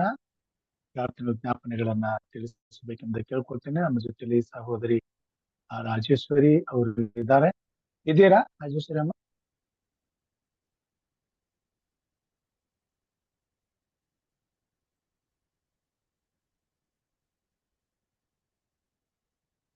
ಇಲ್ಲ ಅಂತೀರಾ? ಓಕೆ. ನಮ್ಮ ಮಧ್ಯದಲ್ಲಿ ಬೋಧಕರಂತ ಪುಟ್ಟರಾಜು ಅವರು ಇದ್ದಾರೆ. ಅವರು ಪ್ರಾರ್ಥನೆಯನ್ನು ನಡೆಸುತ್ತಾರೆ. ಪ್ರಾರ್ಥನೆ ವಿಜ್ಞಾಪನೆಗಳೇನಾದ್ರು ಇದ್ರೆ ತಿಳಿಸ್ಬೇಕೆಂದು ಕೇಳ್ಕೊಳ್ತೇನೆ.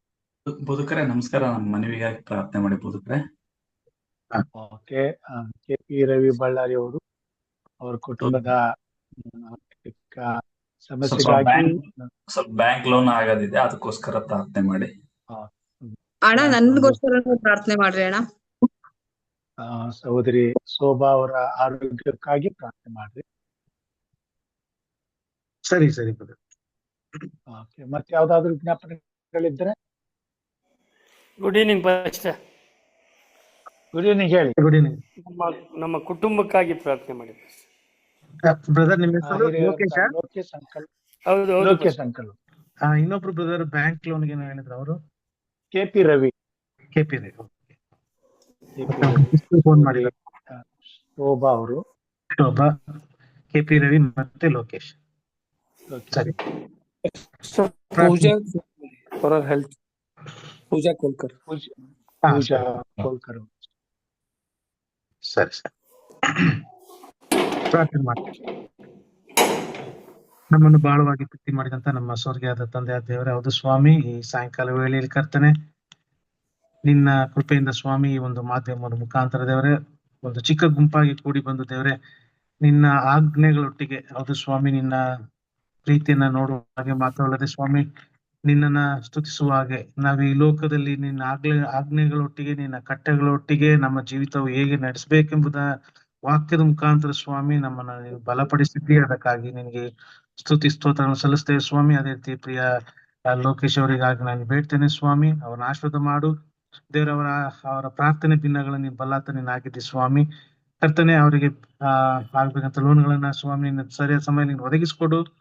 ಮಾತಾಡದೆ ಸ್ವಾಮಿ ಅದೇ ಪ್ರೀತಿಯ ಪ್ರಿಯ ಸಹೋದರನ ಸಹ ನಿನ್ನ ಕರಗಳಿಗೆ ಒಪ್ಪಿಸ್ಕೊಡ್ತೇನೆ. ಅವ್ರ ಆಶೀರ್ವಾದ ಮಾಡು. ಇನ್ನೊಬ್ರು ಸಹೋದರನು ಸಹ ಅವ್ರಿಗೆ ಬೇಕಂತ ಆರೋಗ್ಯ ಬೆಳಕಾಗಿ ಸ್ವಾಮಿ ನಾನು ಬೇಡ್ತೇನೆ. ಕರ್ತನೆ ದೇವರೇ, ಈ ಸಮಯದಲ್ಲಿ ಕರ್ತನೆ ನಮ್ಮೆಲ್ಲರ ಕರ್ತನೆ ಪ್ರಾರ್ಥನೆ ಬೇಡಿಕೆಯಲ್ಲಿ ನೀನು ಕೇಳುವಾತ ನೀನ್ ಆಗಿದ್ದಿ ಸ್ವಾಮಿ. ನಾವು ನಂಬ್ತೇವೆ ಸ್ವಾಮಿ, ನೀ ನಮ್ಮ ಪ್ರಾರ್ಥನೆ ಕೇಳಿ ಸತತ ದಯಪಾಲಿಸುವಂತ ದೇವರು ಆಗಿದ್ದಿ ಕರ್ತನೆ. ಅದಕ್ಕಾಗಿ ನಿನ್ಗೆ ಸ್ತುತಿ ಸಲ್ಲಿಸ್ತೇವೆ ಅಪ್ಪ.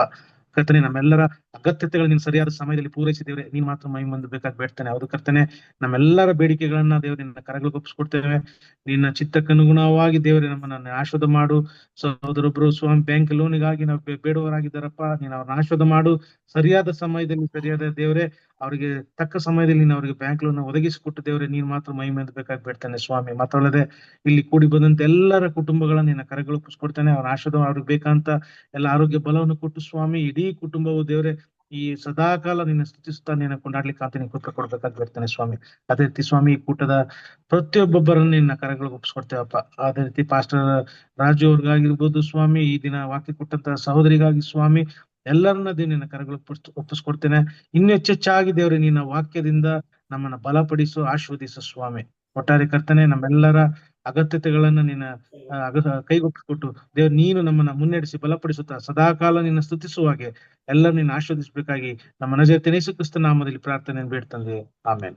ಆಮೇನ್. ಪರಲೋಕದ ಪ್ರಾರ್ಥನೆಯನ್ನು ಮಾಡ್ಕೊಳ್ಳೋಣ. ಅಂತ್ಯ ಆಶೀರ್ವಾದವನ್ನ ಪಾಸ್ಟರ್ ಸಾಲೋಮನ್ ಅವ್ರು ಕೊಡಬೇಕೆಂದು ಕೇಳ್ಕೊಳ್ತೇನೆ. ಪರಲೋಕದಲ್ಲಿರುವ ನಮ್ಮ ತಂದೆಯೇ, ನಿನ್ನ ನಾಮವು ಪರಿಶುದ್ಧವೆಂದು ಎಣಿಸಲ್ಪಡಲಿ.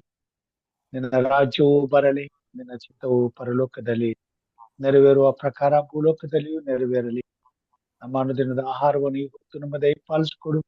ನಮಗೆ ತಪ್ಪು ಮಾಡಿದವರನ್ನ ಕ್ಷಮಿಸಿದಂತೆ ನಮ್ಮ ತಪ್ಪುಗಳನ್ನು ಕ್ಷಮಿಸು. ನಮ್ಮನ್ನು ಶೋಧನೆಯೊಳಗೆ ಸೇರಿಸದೆ ಕೇಡಿನಿಂದ ತಪ್ಪಿಸು. ಯಾಕೆಂದರೆ ರಾಜ್ಯವು ಬಲವು ಮಹಿಮೆಯು ಸದಾಕಾಲ ನಿನ್ನದೇ ಸ್ವಾಮಿ. ಆಮೇನ್. ಕರ್ತನ ಆಶೀರ್ವಾದವನ್ನ ಪಡೆದುಕೊಳ್ಳೋಣ. ಈಗ ನಮ್ಮ ಕರ್ತನಾದ ಯೇಸು ಕ್ರಿಸ್ತನ ಕೃಪೆಯು, ತಂದೆಯಾದ ದೇವರ ಪ್ರೀತಿಯು, ಪವಿತ್ರಾತ್ಮನ ಅನ್ಯೋನ್ಯತೆ, ಐಕ್ಯತೆ, ಶಾಂತಿ, ಸಮಾಧಾನ, ಸಹವಾಸವು ಸ್ವಾಮಿ ಝೂಮ್ ಮಾಧ್ಯಮದಲ್ಲಿ ಇಂದು ವಾಕ್ಯವನ್ನು ಕೇಳಲು ಬಂದಿರುವಂತ ಪ್ರತಿಯೊಬ್ಬ ನಿನ್ನ ಮಕ್ಕಳ ಮೇಲೆಯೂ, ವಾಕ್ಯವನ್ನು ಹಂಚಿಕೊಟ್ಟಂತ ನಿನ್ನ ಪ್ರಿಯ ಮಗಳಾದಂತ ಶೋಭಾ ಅವರ ಮೇಲೆಯೂ, ಹಾಗೂ ಆರಂಭದ ಪ್ರಾರ್ಥನೆಯನ್ನ ಮುಕ್ತಾಯದ ಪ್ರಾರ್ಥನೆಯನ್ನ ಮಾಡಿರುವಂತ ನಿನ್ನ ಪ್ರಿಯ ಮಕ್ಕಳ ಮೇಲೆಯೂ ನಿನ್ನ ವಿಶೇಷವಾದಂತ ಆಶೀರ್ವಾದವು ನಿತ್ಯ ನಿರಂತರಕ್ಕೂ ನಮ್ಮೆಲ್ಲರ ಮೇಲೆ ನೆಲೆಯಾಗಿರ್ಲಿ ಸ್ವಾಮಿ. ಆಮೇನ್. ಆಮೇನ್. ಆಮೇನ್. ಧನ್ಯವಾದಗಳು. ಈ ದಿನದ ಪಾಠವನ್ನ ಅತ್ಯುತ್ತಮವಾಗಿ ನಡೆಸಿಕೊಟ್ಟಂತಹ ಸಹೋದರಿ ಶೋಭಾ ಅವರಿಗೆ ನಾನು ಧನ್ಯವಾದಗಳನ್ನು ಸಲ್ಲಿಸ್ತೇನೆ. ಹಾಗೆ ಆರಂಭದ ಪ್ರಾರ್ಥನೆ ಮಾಡಿದಂತ ಸಹೋದರಿ ವರಲಕ್ಷ್ಮಿ ಅವರಿಗೂ ಕೂಡ ವಂದನೆಗಳನ್ನು ಸಲ್ಲಿಸ್ತೇನೆ.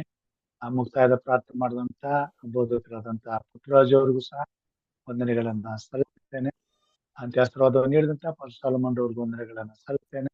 ಕೂಡಿ ಬಂದಂತ ತಮ್ಮೆಲ್ಲರಿಗೂ ಯೇಸು ಕ್ರಿಸ್ತನ ಮಧುರ ನಾಮದಲ್ಲಿ ಮತ್ತೊಮ್ಮೆ ಧನ್ಯವಾದಗಳನ್ನ ಸಲ್ಲಿಸುತ್ತಾ, ಕರ್ತನೆ ರಾತ್ರಿ ನಮ್ಮನ್ನು ಆಶೀರ್ವದಿಸಿ ಆರೋಗ್ಯದಿಂದ ತುಂಬಿಸಿ ಸುಖನಿದ್ರೆಯಿಂದ ಪಾಲಿಸಿ ಬೆಳಗ್ಗೆ ಹರ್ಷದಿಂದ ಎಬ್ಬಿಸಿ ಬೆಳಗಿನ ಜಾವದಲ್ಲಿ ಅದನ್ನು ಕೃಪಾ ಸನ್ನಿಧಾನದಲ್ಲಿ ಕೂಡಿ ಬರುವ ಹಾಗೆ ಕಾರ್ಯ ಮಾಡಲಿ ಎಂಬುದಾಗಿ ಪ್ರಾರ್ಥಿಸುತ್ತಾ ಈ ರಾತ್ರಿ ಶುಭಾಶಯಗಳೊಂದಿಗೆ ಮತ್ತೊಮ್ಮೆ ಧನ್ಯವಾದಗಳನ್ನು ಸಲ್ಲಿಸುತ್ತೇನೆ. ಕರ್ತನ ಕೃಪೆ ನಮ್ಮೆಲ್ಲರೂ ಸಂಗಡ ಇರಲಿ. ಆಮೇನ್. ಆಮೇನ್. ಆಮೇನ್. ಧನ್ಯವಾದ. ವಾಕ್ಯ ಬಹಳ ಚೆನ್ನಾಗಿ ತಿಳಿಸ್ಕೊಟ್ಟಿದ್ದಾರೆ ಶೋಭಾ ಸಹೋದರಿ ಅವರು. ಅವರಿಗೂ ತುಂಬ ಧನ್ಯವಾದ ಮತ್ತು ಅವ್ರ ಕುಟುಂಬ ಅವ್ರನ್ನೆಲ್ಲ ಆಶ್ವಾಸಿಸಿದ್ದೇವರು. Thank you sir.